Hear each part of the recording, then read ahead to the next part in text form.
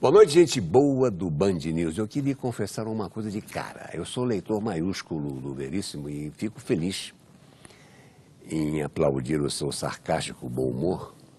E de quando em quando me dá vontade de parodiar suas tiradas. Por exemplo, na esteira das definições do único animal é o homem que ri, chora e chora de rir. Então eu peço permissão para vocês para acrescentar o seguinte. O homem é o único animal que fala mais do que papagaio, que está sempre no cio, que puxa saco, que se veste, que desafina, que despe os outros, que lava dinheiro, que rouba e não faz, que joga futebol, que escapa de qualquer CPI, que usa gravata. O homem é o único animal que faz dieta, que toma porre, que foi à lua, que vai ao psicanalista, que pensa sempre ser o rei do pedaço. Nega sempre que tenha conta no exterior, que acha o máximo sonegar, e cobra juros altos sem remorso, que se ajoelha. O homem é o único animal que joga no bicho e na Mega Sena, que xinga o juiz, que engraxa os sapatos, que acorda para fazer xixi, que fura a fila, que faz sexo, mas é o único que precisa de manual de instruções. Olha, o homem é o único animal que muda o seguinte ditado. Onde se lia devo, não nego, pagarei quando puder. O novo homem lê devo, não posso, negarei quando pagar. E o homem é o único animal que deseja um Feliz Natal. Eu quero, antes da minha entrevista aqui com o Rafael, eu queria dizer que o mercado têxtil brasileiro envolve números extraordinários. Nossas 32 mil empresas formais de confecção, empregando quase 2 milhões de colaboradores diretos, produzem mais de 10 bilhões de peças por ano. Sim, senhor. Somos o 5º maior produtor têxtil do mundo e a última cadeia têxtil completa do Ocidente. Só nós ainda mantemos no mesmo mercado produção de fibras, fiações, testelagens, beneficiadoras, confecções, varejo e desfiles de moda, que aliás estão entre os mais badalados do mundo. Mas o custo do Brasil é um grande entrave para enfrentarmos a invasão chinesa. Por isso, como nunca antes, essa indústria precisa de condições econômicas de competitividade para poder retomar todo o seu potencial econômico e evitar que no Brasil ocorra o fenômeno da desindustrialização de têxteis verificado nos Estados Unidos e Europa. E esse setor, eu diria, muito bem confeccionado da economia nacional, tem um novo comandante, Rafael Servoni Neto, aqui do meu lado, que ele foi eleito presidente da ABIT, Associação Brasileira da Indústria Têxtil, uma das organizações empresariais mais influentes do país. Rafael, aliás, é o mais jovem presidente da história da entidade e traz seu entusiasmo e sua expertise de empresário do setor e engenheiro têxtil para um mercado que, apesar de sua pujança, ainda enfrenta grandes obstáculos como o custo do Brasil e a invasão chinesa. Mas quem vai costurar esse assunto é o próprio Rafael Servoni, que nos dá o prazer de estar nos 2 pontos desta noite. Boa noite, Rafael Servoni Neto. Boa noite, Salomão. É um enorme prazer estar aqui com você essa noite. Você tem ouvido aqui os 2 pontos aqui na Band News sempre? Eu te acompanho 2 vezes por dia. De manhã pelo rádio, porque não moro em São Paulo e venho todo dia você aqui. Você Santa Bárbara do Oeste. E você vem todo dia? São 2 horas e 15 por perna. Então eu posso te ouvir de manhã na rádio e à noite quando chego em casa. Mas você prefere a tranquilidade de Santa Bárbara do Oeste do que a agitação de São Paulo? Sem dúvida nenhuma. Eu gosto muito de São Paulo, mas eu prefiro manter minha família no interior, as raízes. Rafael, olha, para começar, nós temos sempre pouco tempo, eu escrevi tudo, né? O medo de errar é que eu botei tudo no meu computador, meus papezinhos aqui, e para dar ao telespectador do Brasil, da Band e também, por que não, do Brasil, uma ideia do desequilíbrio da nossa competição com os produtos asiáticos. Nós temos exemplos flagrantes em toda a cadeia produtiva de testes que chegam ao Brasil a preços aviltantes. Eu pergunto a você, Rafael, quais os principais fatores que têm permitido essa situação? Bom, primeiro, Salomão, quero dizer a você que a ABIT considera a globalização, a abertura de mercado, algo bastante importante. Agora, nós não podemos permitir uma falta de isonomia competitiva e uma competição desleal. Como você disse, nós concorremos com países que não têm as nossas leis trabalhistas, que são reconhecidas mundialmente como uma das mais duras e complexas do mundo, as nossas leis ambientais. O Brasil também, dentro dessas 32 mil empresas que investem em mais de 2,5 bilhões de dólares por ano, tem feito uma enorme lição de casa. Agora, concorrer com produtos que chegam aqui no Brasil a preços absolutamente com baixo valor agregado, subfaturados, né? Fora o contrabando, um país de uma fronteira enorme, difícil de controlar, né? Essa concorrência desleal nos traz um problema enorme aqui de competitividade. Agora, Rafael, veja se eu estou certo. O custo Brasil é mais ameaçador que o custo China.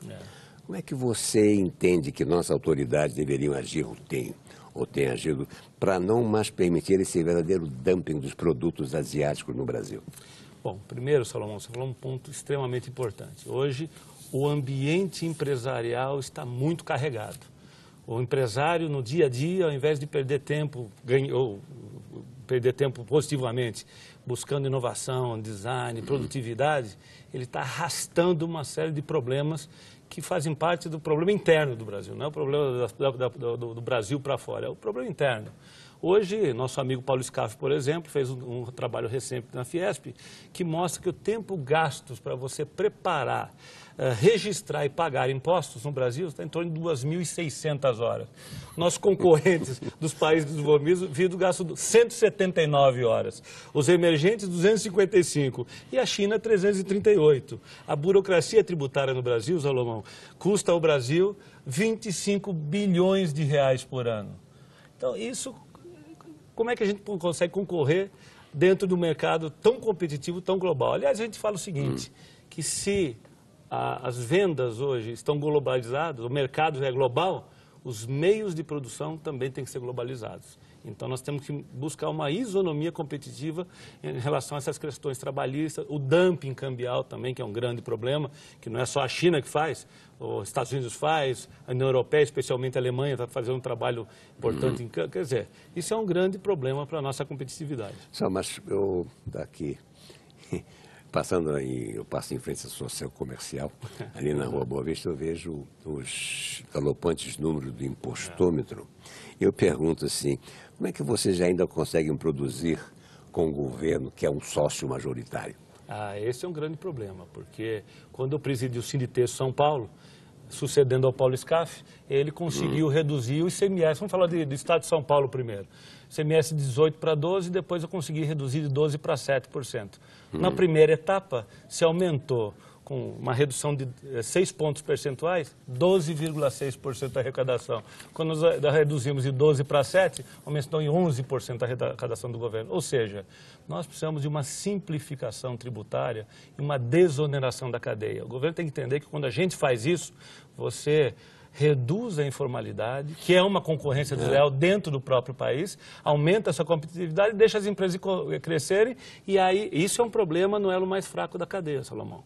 Porque as nossas confecções, que representam o elo mais fraco, mais de 90%, estão no regime do simples, que não é mais simples, tem uma burocracia tributária enorme, e quando você atinge o teto, ou você para de faturar, ou você vai para a informalidade, ou você começa a fazer a política do puxadinho, que é abrir novas empresas, mas isso custa também.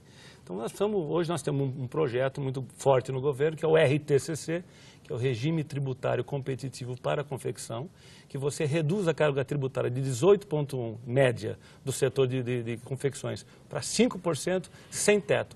Isso é um projeto que é estruturante, você deixa a confecção crescer, sem medo de ser feliz, como você disse, né, durante mais de 30 anos, depois que elas tiverem crescido, se estruturado, ganham volume de produção, isso reduz o custo, tornam-se mais competitivas, podem exportar, que é um grande mercado no mundial. Hoje, se você contar o fluxo de comércio entre os países, descontar dos mercados internos de cada país, hoje nós estamos falando em 650 bilhões de dólares. Daqui 10 anos, isso deve estar em algo como 800, 850 bi de dólares. Então, nós temos duas possibilidades, uma no mercado interno e outra no mercado externo. No mercado interno, como você sabe, essa nova classe média é uma classe média de R$1 trilhão. Se você transformasse isso num país, estaria no faturamento do G20, faria parte do G20. Então, duas oportunidades. Sabe o que chama a atenção? Quando você assume agora a presidência da BIT, você assume com essa garra. Né? Você está com um entusiasmo bacana de ver, de sentir. Mas isso faz parte do perfil do profissional têxtil, né? Porque você não entra pessimista à frente de problemas tão complexos. Nós nunca podemos ser pessimistas, até porque o setor, como você mostrou bem os números, um setor pujante, um setor dinâmico. Há anos atrás nós falávamos de duas coleções, a primavera, verão e outono e inverno. Hoje a gente troca de vitrine toda semana. Isso requer inovação, requer design. Você sabe, eu li uma entrevista sua, dizem que o setor têxtil brasileiro é protecionista, mas eu li uma entrevista sua afirmando que nos últimos 8 anos nossas importações aumentaram 27 vezes no setor. O Brasil é hoje um país bastante aberto ao mundo. Qual é o lado bom e o lado ruim disso? Olha, primeiro que protecionista não podemos aceitar essa pecha de jeito nenhum. Como você falou, 27 vezes, saindo de 100 milhões de dólares de importações para 2 bilhões e 700 milhões como um déficit de importações e vestuário. Vamos fechar esse ano com um déficit na balança comercial de mais de 5,5 bilhões de dólares. Então, isso não pode ser nunca um setor protecionista. Pelo contrário, nós somos um setor que busca a globalização. Agora, qual é o lado bom e o lado ruim? Se você pegar os grandes especialistas de varejo, internacionais, eles vão mostrar que nos últimos 3 anos, 2013, 12 e 11, o Brasil representa o desejo número 1 do varejo mundial. As grandes cadeias de varejo vêm ao Brasil. E vindo ao Brasil é um desafio duplo. Desafio porque eles podem trazer no arraste os fornecedores internacionais, mas é uma oportunidade porque se nós estivermos competitivos globalmente, nós podemos ser fornecedores mundiais através dessa rede de varejo. Outra coisa, os grandes centros de inovação mundiais, eles produzem ainda, estou falando em Europa, Estados Unidos, Japão principalmente, eles continuam produzindo inovação, mas não tem mais a indústria porque estão produzindo na Ásia. E nós estamos dizendo para eles o seguinte, nós temos 32 mil empresas no Brasil, vamos transferir esse know-how para cá e através disso fazer parcerias, joint ventures internacionais. Nós temos um outro mundo, Salomão, que é o mundo do tecido técnico. Hoje no seu carro você tem mais de 40 quilos de tecidos de alta tecnologia, mais de 100, quase 150 itens no seu carro. Na sua casa, cama, mesa e banho representa uma quantidade enorme. Mas quem se lembra que dentro de quando se faz uma estrada, toda a preparação tem têxteis. Quando se faz uma contenção de encosta, também. Quando se faz uma lagoa, filtração de líquido, aérea, de pó, também tem têxteis. Esses estádios no Brasil que estão sendo construídos, ou a construção civil em geral, está cheio de têxteis técnicos. Então, esse é também um potencial enorme que representa mais de 5 bilhões de dólares e mais de 400 mil toneladas. Então, o Brasil não é só moda. Eu estava falando em o que é ruim, o que é bom. Eu estou vendo aqui que eu mencionei na introdução que o Brasil é a única cadeia têxtil completa do mundo ocidental. Isso é bom ou isso é ruim? Isso é muito bom. Os compradores e os jornalistas internacionais que estão em contato conosco o tempo inteiro, eles dizem isso. Olha lá, hoje você tem uma cadeia integrada da fibra ao varejo, é altamente estratégico, até porque, num primeiro momento, era importante produzir na Ásia por causa de custo. A Ásia está ficando cara, especialmente a China. Hoje, a produção tem que estar muito próxima ao consumo, e o consumo está na América Latina, nos BRICS. Então, a gente pode, sendo ainda mais competitivo, nós temos um enorme potencial aqui dentro, fornecendo na América Latina e exportando até para a Europa, Estados Unidos e novos mercados. Nós temos um grande problema de comércio exterior, que é a falta de acordos preferenciais. O Brasil ainda, o Mercosul não fez um acordo com a União Europeia, com os Estados Unidos, com o Japão, com o México e está se restringindo no Mercosul. O meu amigo Ford Mata aqui, que provavelmente está nos ouvindo, tem um problema, como tantos outros, tem um problema enorme com a Argentina, que é o destino número 1 das nossas exportações, e caíram 40% recentemente, e não foi para proteger a indústria argentina, não, porque eles nos substituíram pelos chineses, que nem parte do Mercosul são. Você falou em fuga de mata, olha, é um exemplo de uma empresa genuinamente brasileira, que deve estar sentindo os efeitos da infiltração asiática. Eu estou me referindo às indústrias Paramount, comandada pela eterna juventude desse garoto, desse mestre chamado Fuad Mata, que aos 84 anos, 85, mantém com dignidade o perfil da indústria têxtil nacional. Mas para ele, eu sei que existe, ele acha, um descomunal desequilíbrio competitivo entre produtos brasileiros e asiáticos que possuem preços imbatíveis. Mas, na sua opinião, Rafael, que fatores ainda estimulam o industrial brasileiro a seguir investindo nas suas fábricas como Fuad Mata? Primeiro exemplo do que nosso querido Fuad. Ele é um exemplo realmente de pujança, ele nos inspira muito e eu de jeito nenhum me arrisco a jogar tênis com ele, porque eu perco, com certeza. Mas, ele joga todo dia? Ele joga todo dia, joga bem, joga bem. Mas quando eu fui jogar com ele, assim, você pode, eu vou jogar só com a esquerda com você. Acho que nem assim a gente consegue. Isso sim é uma concorrência desleal. Mas eu acho que, o primeiro que o empresário têxtil é muito patriota. A gente sabe que, além dos nossos negócios, da responsabilidade que nós temos sobre os nossos colaboradores, nós queremos mesmo o bem do Brasil.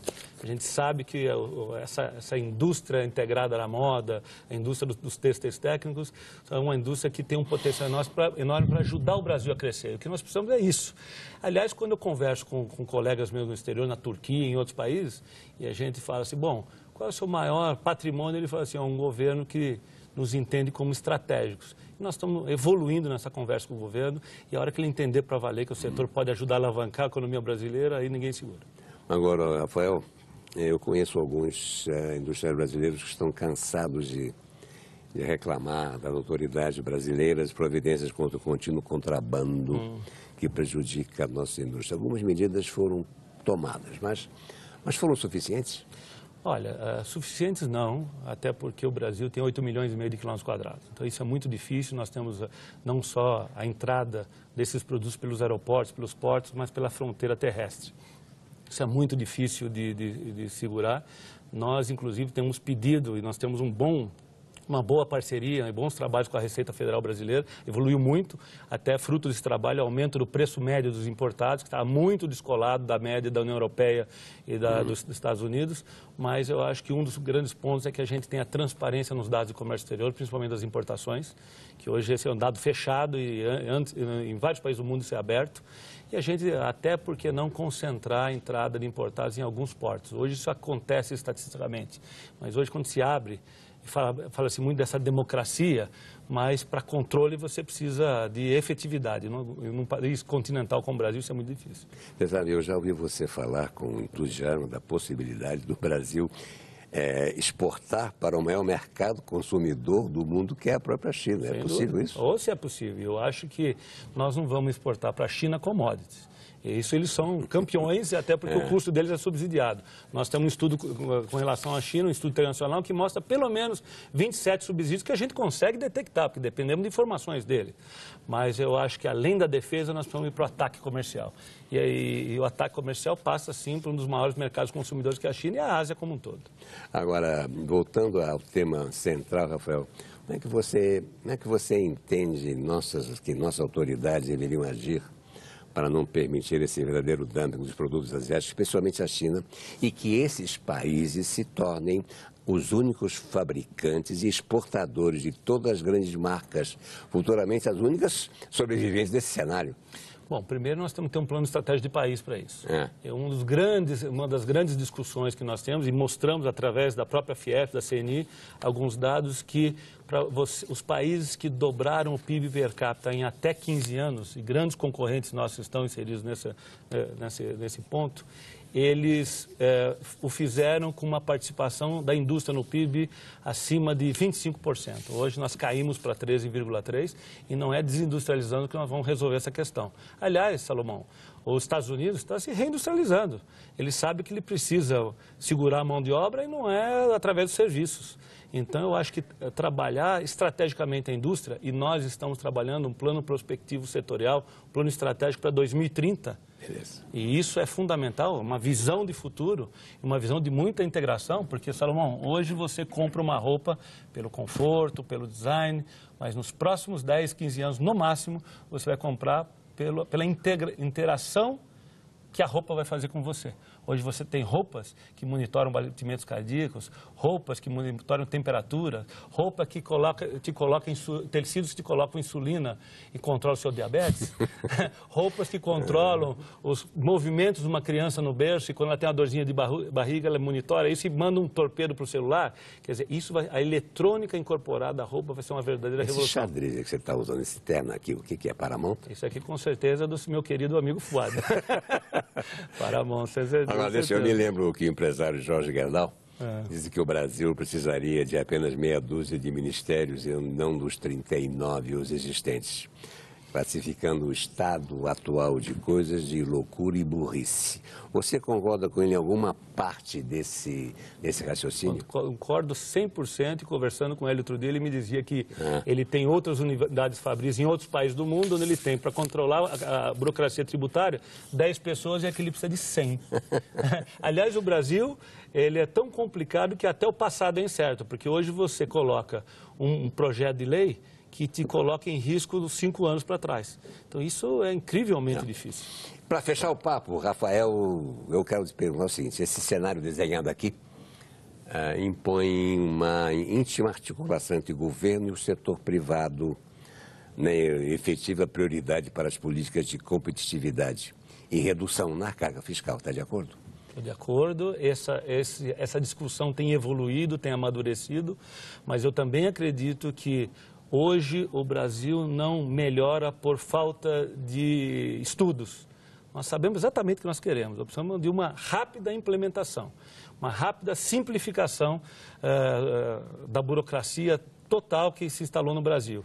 E vontade. Acho que as ruas, Salomão, mostraram muito claramente que quando o Congresso também quer, as coisas acontecem em 2 dias, coisas que demoravam 20 anos para se resolver. Então precisa de vontade política também. Rafael Germani Neto, muito obrigado. Foi um Eu prazer. vou mostrar a você agora um mágico que me parece estar vindo ao Brasil para ajudar o Manteiga nas suas articulações cambiais. Assim seja. Vai ser.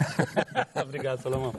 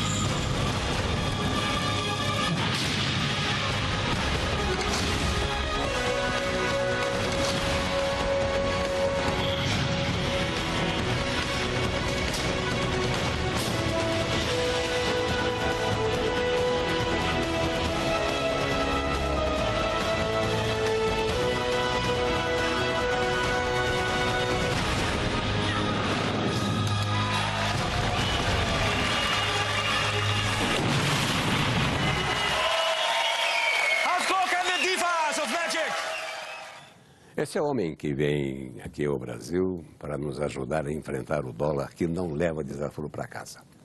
Ora, se existem alguns verbos em nossa língua que resumem a existência do homem sobre a terra, como poder, querer, saber, nos dias de hoje um outro verbo tem de ser acrescentado à lista: correr. Porque, repare, nos tornamos todos uma espécie de Usain Bolt, a paisana. Corremos de tudo. Não importa a situação, corremos sempre de manhã bem cedo, corremos para nos arrumar, depois para não perder o horário da escola ou do trabalho. E corremos por dentro de nós mesmos, angustiados pelo atraso, mesmo parados no trânsito humilhante ou no metrô. Corremos para concluir as tarefas do dia e, ao fim do expediente, para voltar para casa ainda há tempo de trocar umas palavras com a mulher e ver os filhos antes de dormir, para correr um novo dia. Corremos quando a porta do elevador já está fechando e o próximo só sobe daqui a 3 minutos. Corremos da chuva, que com esse buraco na camada de ozônio, de repente estraga um dia que parecia esplendoroso. E corremos de muitas outras coisas, dos ladrões de farol, dos ladrões de cofres públicos, corremos dos impostos, do aumento do IPTU, dos embargos infringentes, corremos dos políticos, dos fiscais, dos enochatos, dos chatos em geral, das torcidas selvagemente organizadas, corremos dos black blocs, dos juros bancários, do trânsito irracional, corremos da 25 de março em véspera de Natal, das enchentes que nos envergonham, enfim, correr.